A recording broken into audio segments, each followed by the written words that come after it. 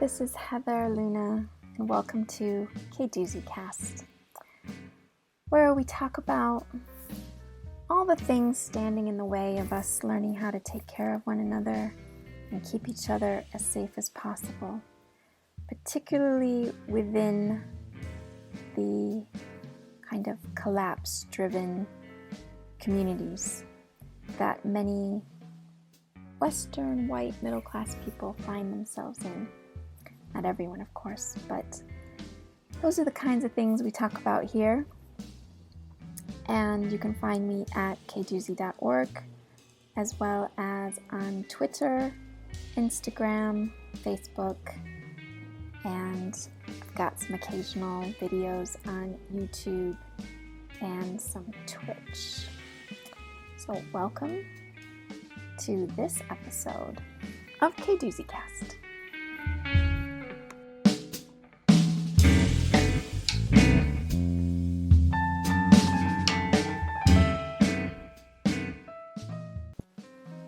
Hey everybody! So today I want to talk to you about ecofascism.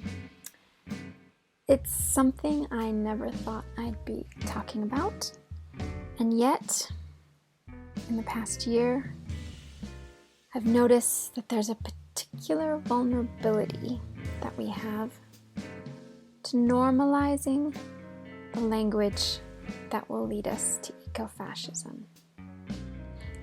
Some people would say that we already have ecofascism, and depending on your definition, depending on the context, that could be true. Let's tease it out a bit.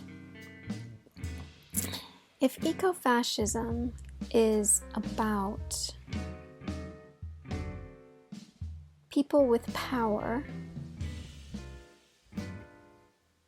offering solutions about climate and ecological breakdown, and the solutions blame a particular group of people or sacrifice them, then that we could consider to be ecofascism, to be exact. And we have to be careful about being glib and saying, oh, we're all eco-fascists. First of all, who do you mean by all? If you mean kind of Western middle-class people who rely upon and use technology that relies upon the mining of minerals in places like Colombia, where I am, and the land is taken from indigenous peoples, and activists who are fighting it are murdered, then you might say we're complicit in the West. The middle-class West is complicit in this kind of sacrificing of humans and land for our own way of life. So maybe there's a difference between being complicit and being explicit. The main thing is I don't want us to be glib. Like when we say all money is dirty, or there's no such thing as ethical eating. Obviously there's some truth to that. But the glibness switches off our critical thinking. And in the workshops that I deliver, my main goal is to switch on that critical thinking, to create reflective spaces for us to look deeply at deeply uncomfortable things. And so rather than just glibly saying, oh, we're all eco-fascists, or we're all complicit, let's look at what we're actually talking about and how solutions being offered to us, especially when we're kind of sitting with a lump of fear inside of us about the future, solutions that promise to make everything okay are going to be very tempting. And the way that we numb ourselves out to really look at the way the system works means that we'll grab onto that idea of everything's going to be okay if we can just get to zero emissions. But the danger of having a numerical goal, which is a white supremacist culture pattern, is that we'll just look for evidence that we're moving toward that goal and not look at how we're getting to the goal.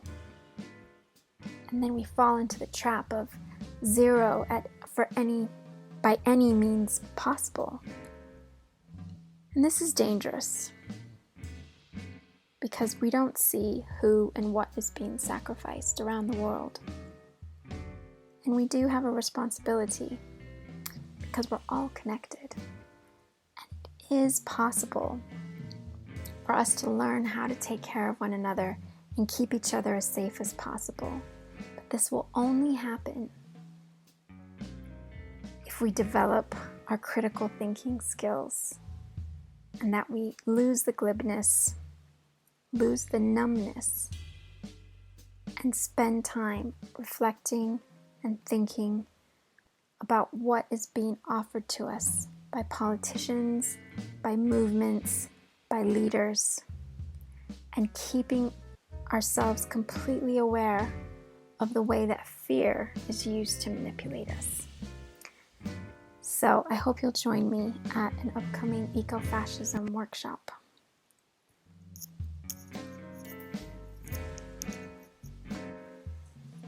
So thanks so much for listening to this episode of K-Doozy Cast.